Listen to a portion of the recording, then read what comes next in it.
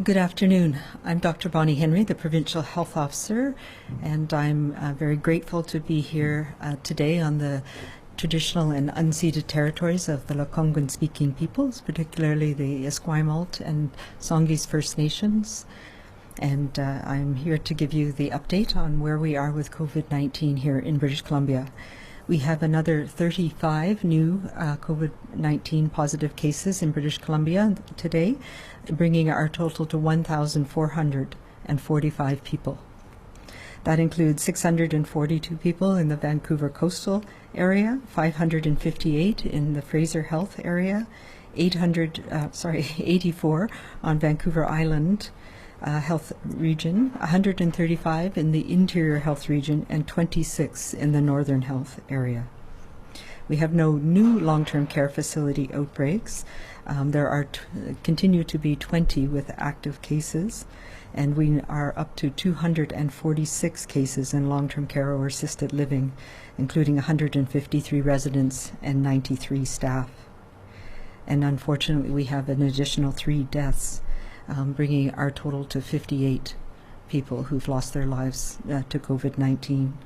And as always, our thoughts are with their families, their caregivers, and all of us who are affected, not only by people who have died from COVID-19, but those who have died during a time when it's been very much a challenge to come together and celebrate people's lives as we've had in the past.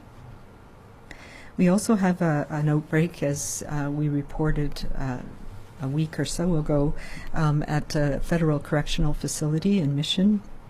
And we have been working very closely with our federal counterparts to ensure that they have everything they need to manage that outbreak.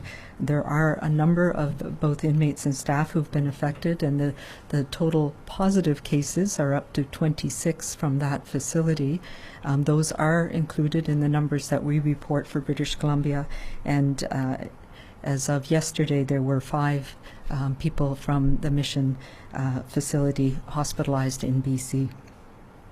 We continue to work very closely, particularly Fraser Health and the BC CDC, in supporting our corrections partners in managing the challenging outbreak in that facility. Currently, we have 134 people hospitalized for COVID-19 in British Columbia, and of those, 63 are in critical care or in ICU. We also have 905 people now who have fully recovered from COVID-19. On this long weekend, we have been providing messages about the need for us all to stay home. This is not a time to be going traveling, even if it's to a summer home or a cottage.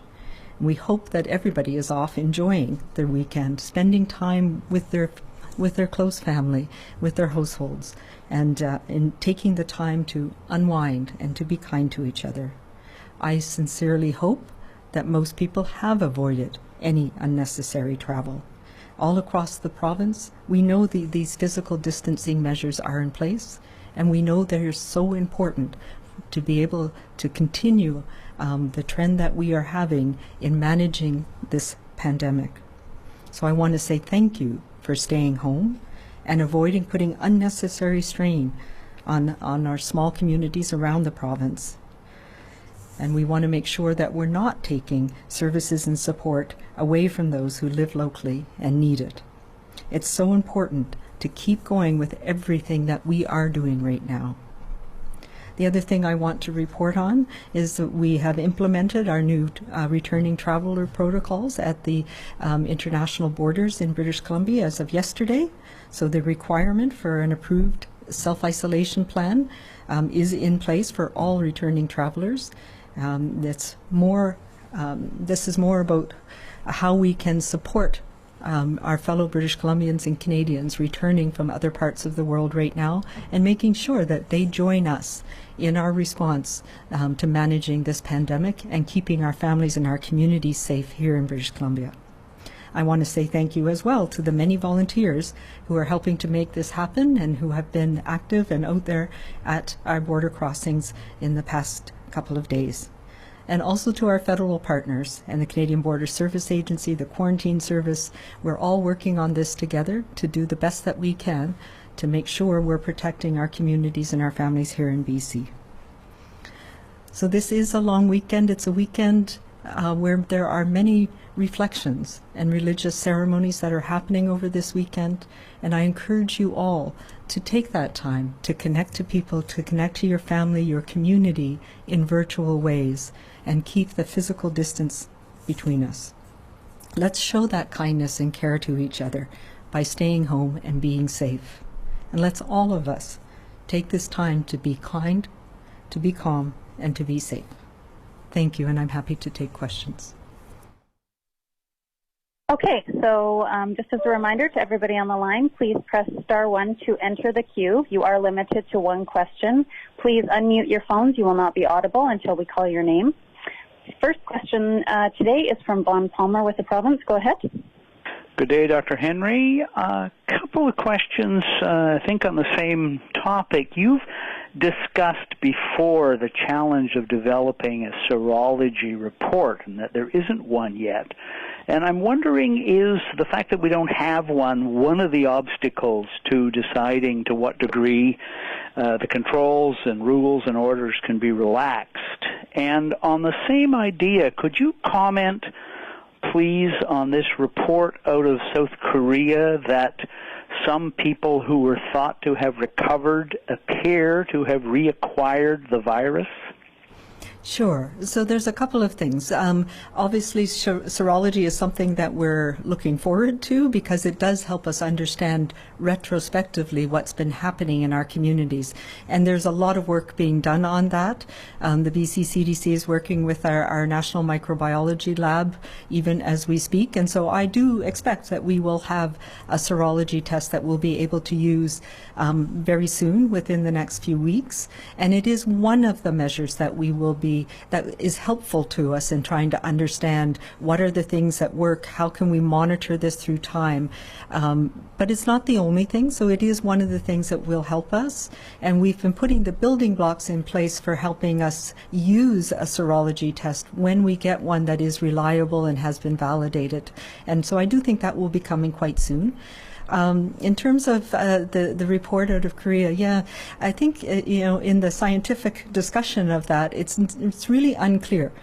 It's unclear whether it is people starting to shed the virus again, which can happen with, we know, with other viral infections, whether they are able to pass it on, so whether it's live virus that they can pass on to others, still not clear. It does not appear to be. Whether it's a reactivation or whether it's a test issue, because some of the tests that we have can be falsely positive or falsely negative, or it may be picking up just more shedding of a virus that's no longer live. So it is the genetic material from the virus. And there's an ongoing discussion about that. It does not appear that that is driving an increase in infections in the community, but obviously we're watching that carefully to try and better understand what it means in the grand scheme of things. Next question is from John Hernandez, CBC. Hello. Earlier this week, you did remind people to stay close to home over the long weekend, but we've seen people lining up, taking ferries, people in small communities getting quite upset about that. What are your kind of overall thoughts about this, as we are kind of in the midst of this long weekend? Yeah. Well, we still say, if you don't have a reason to go, then don't go. Stay home, stay close to home. And we know most people are doing that. There are many reasons why people may need to travel, whether it's for family, for being able to check up on people that they've not had the ability to do that before. So I think we all need to be patient and kind with each other. I did actually talk with BC Ferries to get a sense of whether some of the perhaps more overblown reports are out there, and they do report that, for one, the ferries are only allowed to carry 50% of capacity, and we know that they're the schedule has been dramatically reduced. And they did confirm that they're only seeing a fraction of the traffic that they would normally on this weekend. So I am heartened that I think most people are doing what we need to do. And they're staying home, they're looking after their family, they're taking care of their neighbors, they're managing this challenging time, staying close to home and staying a safe distance from others. Shrishti Gangdev, CKNW. Hi, Dr. Henry. Just wondering, we're hearing reports from Ontario and pretty concerning reports from Quebec on shortages of staff in some long-term care homes, although the one in Quebec was actually staff apparently abandoning the care home, so I hope that's not happening here. But with the order that became official yesterday, is there a possibility that staffing level volunteered to assist in the long-term care facility outbreaks that we've had, and we're incredibly grateful for that and appreciative that people are doing their best to support our seniors and our elders during this very challenging time. Mary Griffin, Check News. Hi, Dr. Henry. Thanks very much for this. You were just talking last week about how the testing numbers will increase in the near futures and that doctors will be able to test more broadly. I'm just wondering what that actually means. Like, will you be targeting people who have interactions with members of the public out in the community, for example, such as in the grocery stores sort of thing? And one other thing I was wondering is the percentage of people contracting COVID-19 appear to be a few more women, and in the other stats that I've seen, the deaths are more men are dying at a slighter higher percentage. Yeah, so a couple of things. The testing strategy is for people who are sick in the community. So yes, we're going back to similar to where we were several weeks ago, where we can focus more broadly on people in our community who are getting sick to try and pick up clusters again. As you know, the people returning travelers are what we focused on also early on, and there's much reduced traffic returning, but that is also a place that we'll be focusing. And essential workers have always been part of the strategy, but so it really is up to the clinical judgment of the physician. One of the things that we are seeing is that with influenza season really dropping off, much fewer people are showing up with the respiratory illnesses across the province, and those who have it are much more likely to be something like COVID. So early on, our positivity rate, so for every 100 people who were tested, one of them was positive for COVID-19, and about 20 of them for the last couple of weeks were positive for influenza or other viruses, but particularly influenza. We've now seen influenza basically disappear, as it tends to this time of year. So we're targeting again, trying to make sure that we're catching everybody in our community, but particularly where we see clusters or outbreaks or risk for people impacting on our healthcare system. So the testing has gone up a bit, but we're also seeing fewer people who are getting sick. So that's kind of reassuring in some ways too. In terms of the percentage of, I don't have it off the top of my head what, in terms of the deaths, what it is between men and women.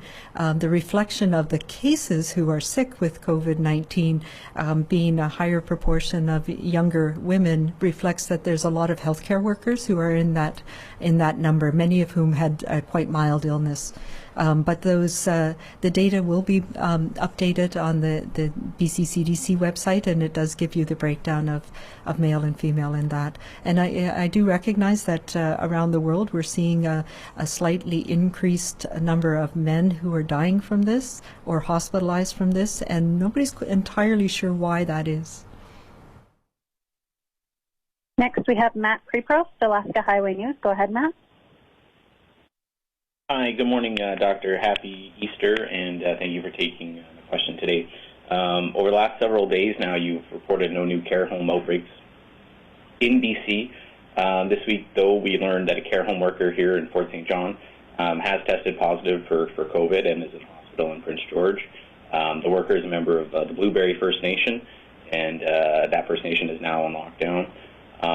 There's a lot of concern here in Fort St. John in the piece that there was no public notice about this. We were only informed by the family. Northern Health says the incubation period in this particular case is passed, and residents at Peace Villa are not showing any symptoms of COVID-19. But we're not getting information about how many residents here are being tested, how many of our frontline health workers are being tested for this virus. On top of this, we're now being told that there are some care home workers here in the north that are working still at multiple facilities, even across the border into Alberta. I'm just wondering if you can kind of square this circle and explain to the people here in Northeast BC what's happening at Peace Villa and what's happening with the management of care home workers and the transmission of this virus in our care homes. Yeah, so Northern Health is working very closely with the First Nations Health Authority, and individual cases we will not, and I will not, and I continue to not report on personal health information for individuals. And if the family decided they wanted to release the information about one of their family members, then that is something they can do, of course. I know Northern Health is very involved in ensuring that all of the long-term care homes in the north have the appropriate protocols in place to protect our residents and our healthcare workers. As well, I know that the single site order, as we said, our primary focus was on the Lower Mainland, and so that's where it started to roll out first, and I know they're working on it in Northern Health as well, but it takes time for those things, as we just talked about. We want to make sure that there are no facilities left short in the assigning of people, and so it has to be done in a thoughtful and deliberate way.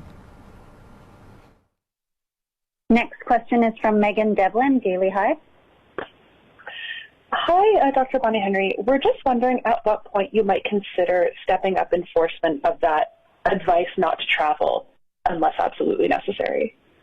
Yeah, so when we are looking at what is happening, where things are popping up in different communities, and monitoring what's happening in our communities around the province, and I know that most people are doing the right thing. And there are many reasons why people may need to travel, as I've said. Some of them are very legitimate reasons. So I don't believe that there's a need for stepped up enforcement or lockdowns or any of those types of measures that people call them. We are doing it here in BC, and it's thanks to everybody doing their part. And it's not too late for those people who thought it might be a good idea, and they're realizing that we are very serious about this, and we need to continue to do this to support our communities and our families and keep them safe. It's not too late to join our cause and make sure that you're part of the solution as well.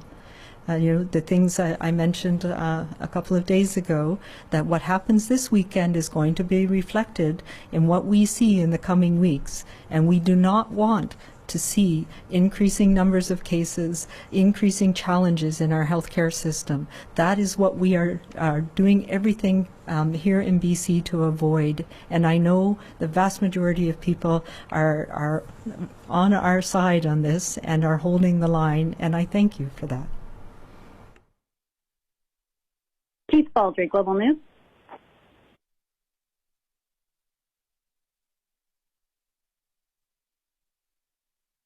Keith, are you there? Hello. Go ahead. Yeah. Hi, Dr. Henry. A couple of weeks ago, you talked about the change in the use of ventilators, putting people on ventilators early because that had better outcomes. I'm just seeing some reports from physicians in England talking about some changes there of the use of ventilators. I'm just wondering if there's any change in protocols or the use of ventilators in our system right now.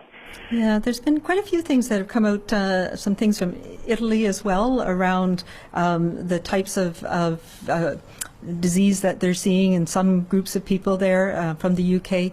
We do have a critical care working group, which is of the physicians in the province who are monitoring all of this, who are much more in tune with all the nuance of the critical care work and what we're seeing here in BC, and they're factoring that in on an ongoing basis to make sure that we're up to date with the latest. As far as I'm aware, they're still finding that people are doing better, and that's been borne out in other parts of the world as well. But we are seeing, as more people are being infected, we do see that there's many different manifestations of this disease. And we're starting to see that some people have more neurological issues, especially even after recovery, may have ongoing neurological issues, so affects the nerves or the brain in some people. So I know that the critical care doctors are monitoring this carefully. Wendy Stewart, Globe and Mail.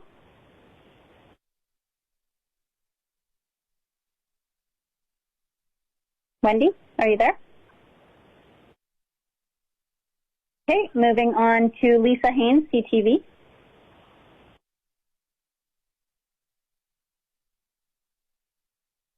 No, Lisa. Bethlehem Miriam, News 1130. Hi, Dr. Henry. So some parks and beaches are closed to the public, but not all of them. And as we start to see warmer and warmer weather, people are still going out to these spaces. At what point do you think it's necessary to, close all of these spaces down? Yeah, you know what? I'm actually really heartened. I think it's important for us to get out, to be with our family or our households, and to experience the fresh air. It's important during a time like this when we have so much anxiety, people are cooped up, particularly children, to have those opportunities to go outside. And what I'm seeing as well is that people are really good about it. They're keeping their distance, they're keeping their space from people. Part of the reason the provincial parks were closed, as we know, is because of some of the facilities and the challenges that could be around people camping and not being able to maintain those distances. I will also say that one of the main reasons that many of the provincial parks were closed is because of our concern about the wildfire season, and we've already seen one wildfire start already in the interior, and so that it has been a dry few weeks, and that's also a primary concern. We want to make sure that we don't have additional issues to deal with across the province. So there's a variety of reasons why some of the parks were closed. Some of the other things that I'm seeing that make a lot of sense are reducing vehicle traffic so that there's more space for pedestrians or people on bicycles. Having things go in one direction, the one way, really helps people maintain the safe space as well. So I think we're at a fine balance, and we're doing the best that we can to make sure that people, for their mental and physical health, are being able to be outside, but to keep those safe distances, and that's incredibly important. Chad Pawson, CBC. Yes, hi, Dr. Henry. Thanks for taking the question. You alluded to it earlier about some of the ages of positive tests. Can you, address a little bit more about why some of the demographics that we're seeing are people under the age of 49, and what could be done to maybe message or address that's a younger age for some of the cases? Yeah, so we've had very few cases under the age of 19, which is good, as we've seen around the world. Children, particularly young children, are relatively spared from this, which is a good news thing. Almost all of our deaths, unfortunately, are in elder people, with the one exception of a young man in his 40s, unfortunately. So we have seen a shift to over 70, over 80, and even a number of deaths of people in their 90s.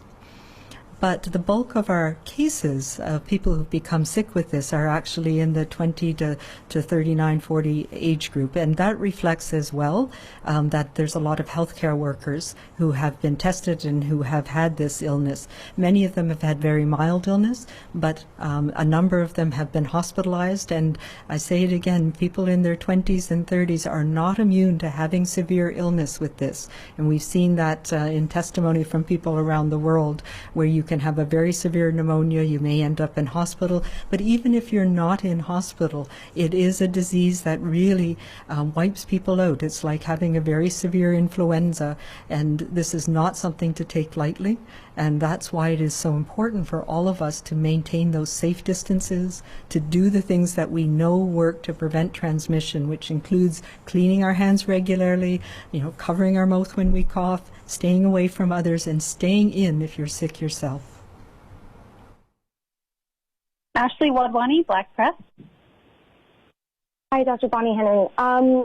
So as we know, longstanding social and economic inequities have made Indigenous people more at risk of a variety of illnesses. And I know you won't speak to specific locations of confirmed cases, but can you confirm if the Blueberry River First Nation is the only case on a First Nation reserve in BC at this time? And can you maybe speak to any measures unique to Indigenous populations when it comes to combating this virus, specifically around trauma-informed care? Yeah, absolutely. We've been working, as we've talked about from the very beginning, with the First Nations Health Authority, with Dr. Danielle Bain-Smith in my office, who's our Deputy Provincial Health Officer for Indigenous Health and Wellness, and with many partners across the province to ensure that we have a culturally safe way of addressing the needs and the concerns within First Nations communities, and particularly the importance of elders as keepers of culture and language in many communities, in First Nations communities around the province, and how important that is. So the work that we've been doing has focused on being able to support First Nations communities in their own measures that they want to take and need to take based on their governance, and being able to support them in doing what they feel needs to be done, but also having a rapid response capability to be able to support testing and management of people should cases arise in First Nations communities. The other really important, and that may involve things like making sure testing is there, making sure we can support people to isolate if need be, and we know that in many communities that's very much a challenge where there's a large number of people in homes in some cases. And so there are contingency plans and plans being put in place to, in some cases, remove elders from a situation to protect them. In other cases, to ensure that anybody who's ill can be isolated appropriately. So there's ongoing work around those plans, and there's been funding put in to support that. As well, we've been working in Indigenous people who are living away from home, so that they can be safe in places like the downtown east side in some cases, or people who are living in urban areas, so that they can remain connected to their communities, but don't always need to physically go back to their communities. They can be safely cared for, safely supported in the community that they're in as well. So it's been very much a focus of ours, and we're continuing to do some work in that area. Next question is from Lisa Cordasco, EHLY. Go ahead, Lisa. Thank you. Good afternoon, Dr. Henry. I'm wondering if you can speak a little to the situation at Mission.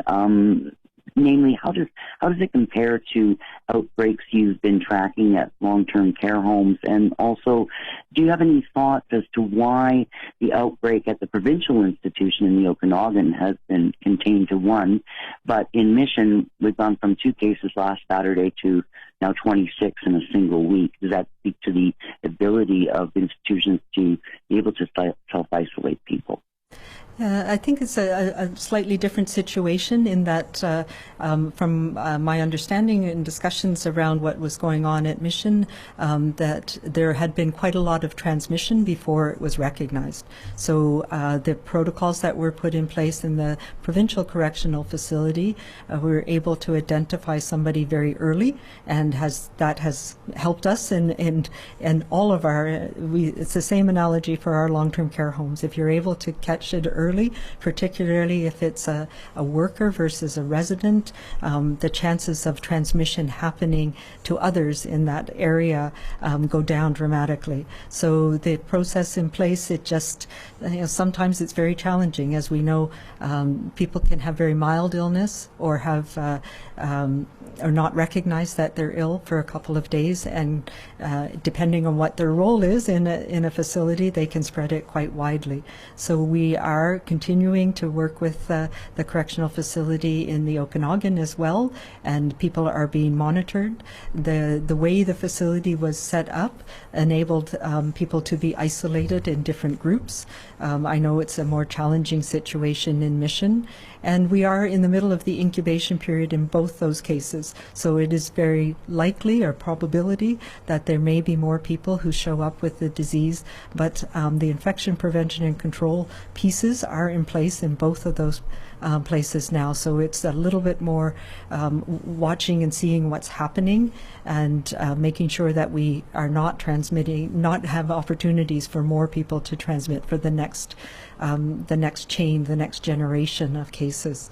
So Fraser Health will be actively working with Mission, and it's very challenging, and we see that in long-term care as well.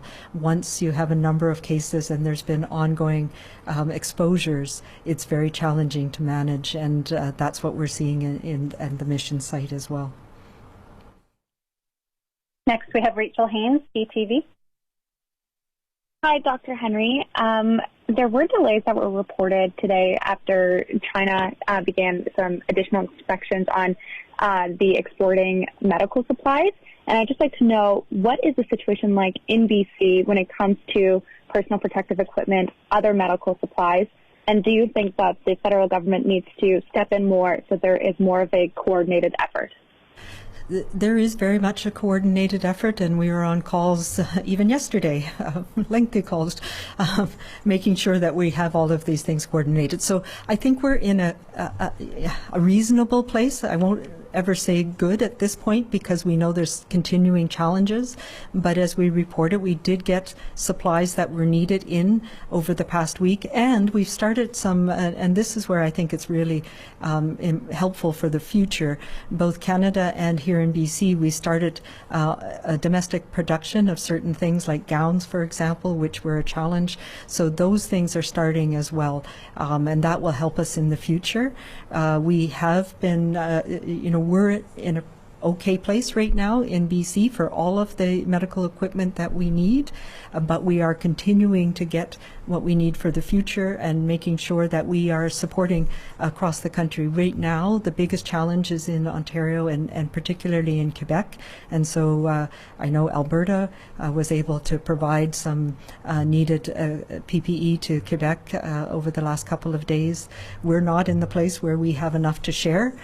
We still need what we have to manage here, but there is really good coordination happening across the country to make sure that we can make sure everybody has what they need, and that if hotspots arise, equipment comes. Next question is from Bob Mackin, The Breaker News. Go ahead. Hi, I'm looking at the stats for testing, and I'm seeing that in recent days it's been about 1,000 tests per day, even though we've been told there's been capacity in the 3,000 to 3,500 range. It looks like on the graph that there's only been one day that testing actually broke the 3,000 mark. Why is there such a gap between the amount of tests that are actually being sampled and the amount of capacity? Why isn't BC using the full capacity for its testing? Yeah, so part of that is what I was talking about earlier. So we have been targeting our testing. We've also been doing surveillance testing. So that is any swab that anybody in the province sends in for testing for any respiratory virus automatically is tested for COVID as well. And we also have been, as you know, targeting healthcare workers, our outbreaks, and our percentage positive has been going up, which tells us that we are finding the people that we need to find. One of the main reasons why our capacity has increased across the province, which is great. One of the main reasons why we're not seeing a lot of increased testing is because we are seeing fewer people with respiratory illness that are being sent for testing. So that is, a balancing. I expect that we'll continue to increase the amount of testing that is being done, but we know that there's fewer people coming back from other countries, and that was a large part of where illness was arising, and that there's fewer people being ill with respiratory illness, with signs and symptoms that could be related to this. We are continuing to test widely in our long-term care facility outbreaks, and with a very, very sensitive, so you don't have to, for older people, we know that they can have very mild, one wouldn't even call them symptoms sometimes. It can be just an increase in fatigue or lack of appetite, for example. So we are testing very actively in those settings and in our outbreak settings as well. But we've seen a decrease in healthcare workers, for example, who are becoming ill. So that's it's partly a good thing, and it's partly a reflection of the amount of respiratory illness that's in our community right now. Next question is from Marc Antoine, CBC Radio Canada.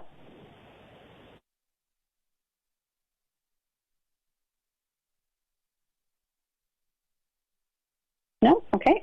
Nick Johansson. Oh, excuse me. Sorry. Go ahead. Hello? Mark, are you there?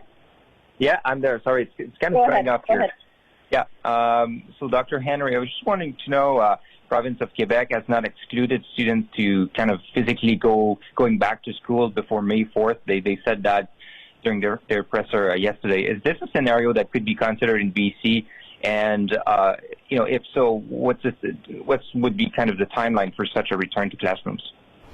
Yeah, so that is one of the key questions that we are looking at, that the evidence around the role of children in potential transmission, and how can we ensure that we don't get increased transmission of an illness if large numbers of children are back together. So we have been considering how could we have classrooms, physical classrooms, come back together in a way that protects children and protects the staff and the students, the teachers, the early childhood educators within the healthcare setting, within the educational setting, the classroom setting. So that is something we're looking at.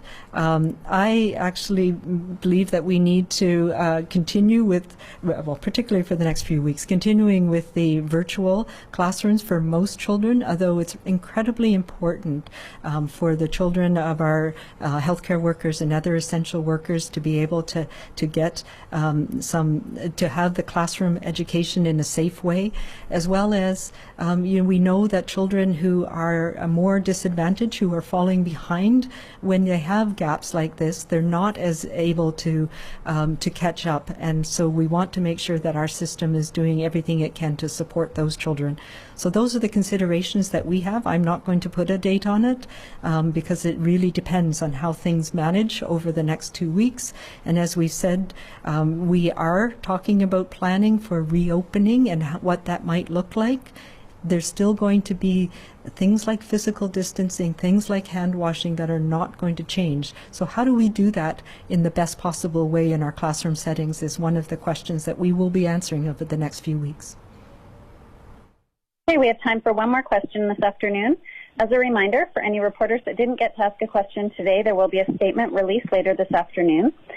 For recommendations on protecting families and communities from COVID-19, please visit bccdc.ca. For non-medical questions about the province's COVID-19 response, visit gov.bc.ca/COVID-19. And for a full listing of the Provincial Health Officer's orders, visit gov.bc.ca/PHO guidance. And our last question today comes from Nick Johansson with Castanet. Go ahead, Nick. Hi, Dr. Henry. Can you provide an update on the 2 outbreaks here in the Okanagan, both at OCC and at the Bylands nurseries? Just the number of confirmed cases at this point, and how many tests have been done at these 2 separate outbreaks? As far as I'm aware, and I should have got some details on that, sorry, I know there's been quite a bit of testing done in both situations. You know what, I'll have to get you the numbers offline. As far as I'm aware, there's still the 2 positive cases at the correctional facility, and I believe we're up to 19 in the nursery. I know that they're still within the incubation period and people are being isolated. I do want to say, a great thank you to West Kelowna. I know there are people who are supporting both the family and the temporary foreign workers who are working there and who are in quarantine and isolation and who've been part of this outbreak there. And I know the community rallied and brought them food. And I just want to say that's what we do in BC to support people through this. And thank you very much for that. And that's all the time we have for today. Thank you, everyone. Happy Easter. Thank you.